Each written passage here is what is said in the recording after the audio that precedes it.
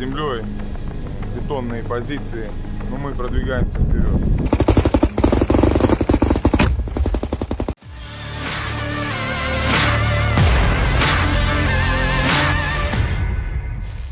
Media sosial dihebohkan dengan rekaman pertempuran sengit antara pasukan Rusia versus Ukraina di Avdiivka. Rekamannya ramai beredar di Telegram pada Jumat 24 Februari 2023. Tampak pasukan Rusia menembaki posisi tentara Ukraina menggunakan granat hingga senapan. Aksi saling tembak terjadi di antara reruntuhan bangunan. Dalam keterangan unggahan disebutkan prajurit Brigade Serangan Udara Rusia menyerbu Avdiivka.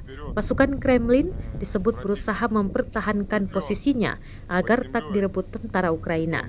Kami pergi ke sana bercokol dan mempertahankan posisi, kata Raptor, Komandan Kompi Penyerangan Pertama Rusia.